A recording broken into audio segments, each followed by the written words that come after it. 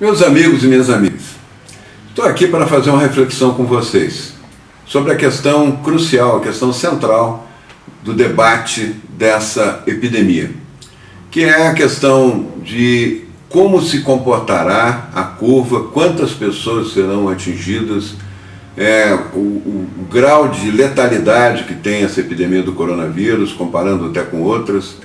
Essa é uma discussão que hoje está posta na mesa. As medidas que estão sendo tomadas pelos governos estaduais e pelos municípios levam a uma imposição já há 3 semanas, mais de 3 semanas, de uma quarentena rigorosa, fazendo com que as pessoas fiquem em casa, fechando lojas, fechando shoppings, proibindo ônibus de circular, fechando escolas. E é uma decisão política que contraria a proposta do governo federal. O presidente Bolsonaro entende, como eu entendo, que nós devemos concentrar na questão do isolamento do grupo de risco. E eu me baseio na experiência que eu já tive de comandar o enfrentamento a várias epidemias, com um bom resultado, onde nós concentramos nos grupos de risco, protegemos o grupo de risco e não impedimos que a vida continuasse. Inclusive, não permitimos que as escolas continuassem fechadas, porque o contágio das crianças acontece igual fora da escola. Elas vão se encontrar com os amigos na praça, na rua, na casa deles, e acabam contaminadas igual. O conceito importante que está atrás disso tudo é o conceito da curva, como é que a epidemia se comporta. Toda epidemia de um vírus novo, que as pessoas não têm defesas, ele dispara muito rápido, ele atinge milhões de pessoas em poucas semanas. Não é uma coisa que só aquele caso da pessoa que ficou com tosse, com febre, que fez o exame é que tem o vírus. Não, o vírus já está Quando isso acontece, quando se descobre o primeiro caso, se descobre que tem um vírus novo, o vírus já está há meses circulando e já atingiu milhares ou milhões de pessoas. Foi o que aconteceu na China, a China já conseguiu controlar a epidemia e é o que está acontecendo em todos os países do mundo. Essa curva sobe muito rápido, ela é incontrolável, não tem como achatar esta curva.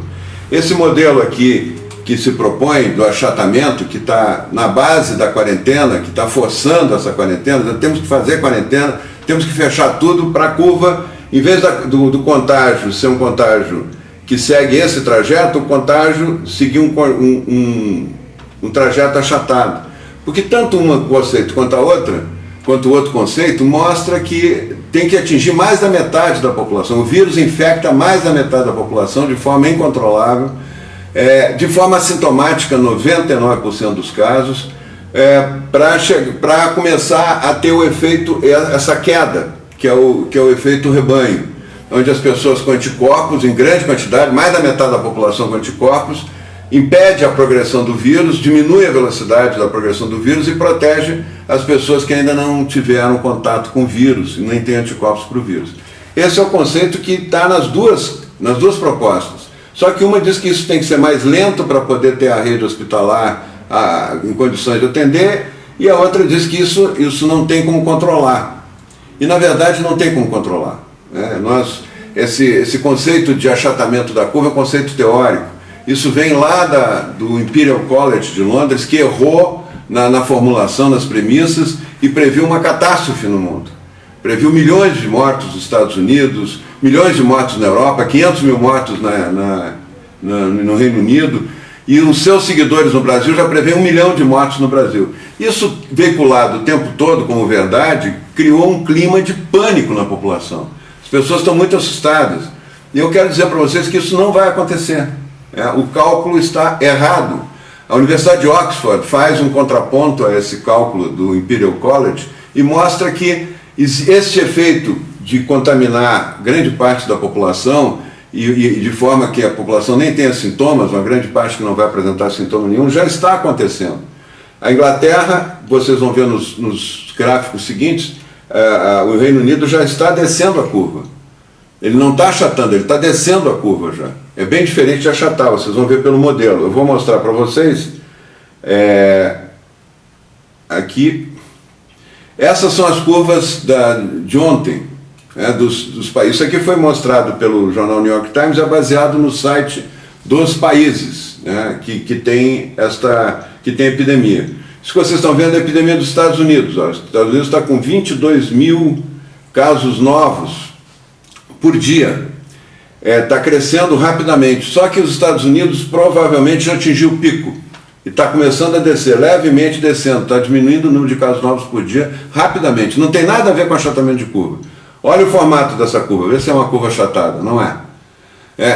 Esse formato aqui é o formato de uma curva normal de epidemia. São assim todas. Foi assim em Wuhan, na China, agora com o coronavírus, foi assim na H1N1, foi assim lá na gripe espanhola, foi assim na gripe asiática na década de 50.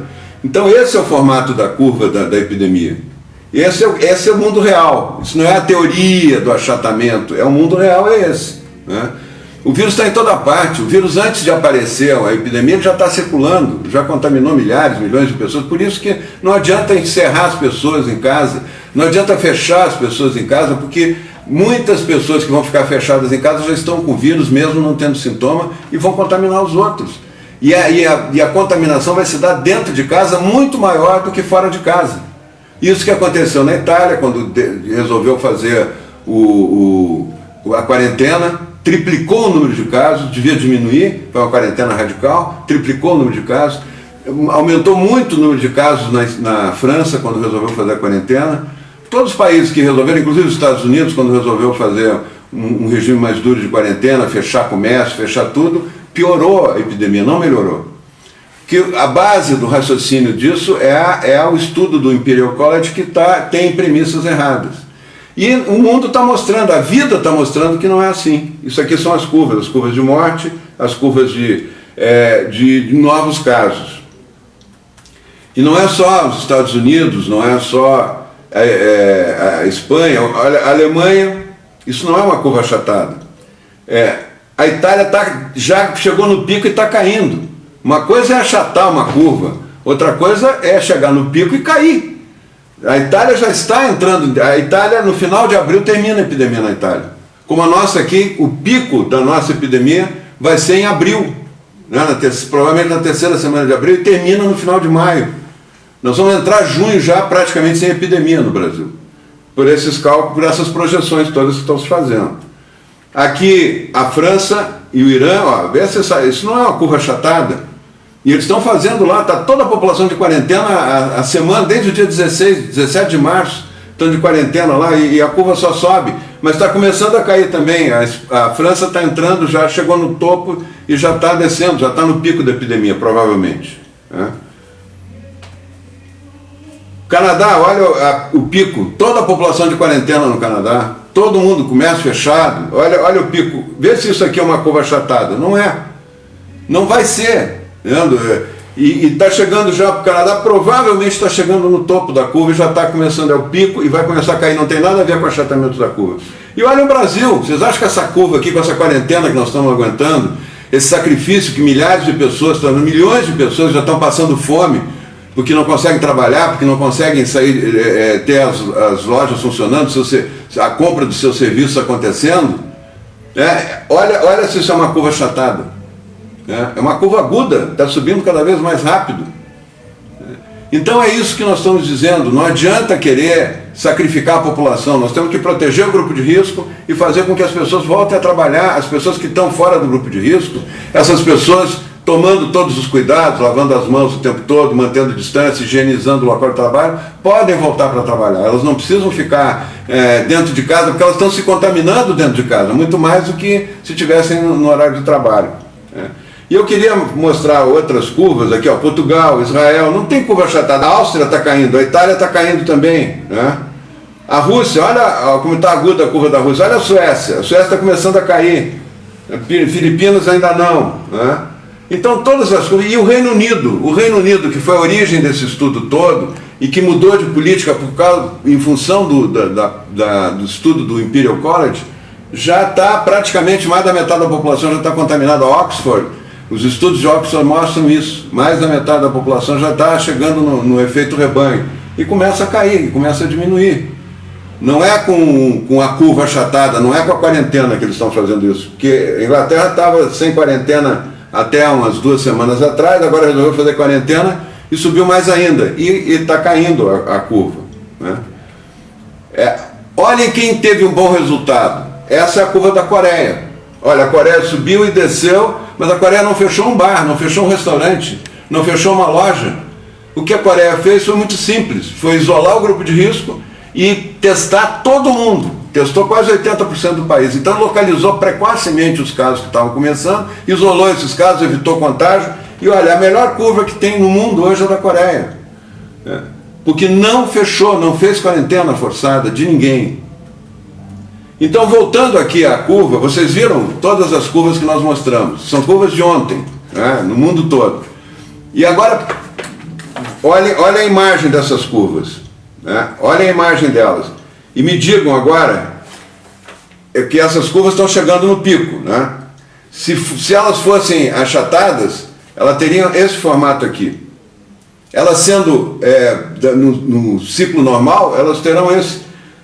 Essas curvas que vocês viram estão mais próximas disso ou disso? Não precisa ser nenhum gênio em epidemiologia para entender isso. Muito obrigado.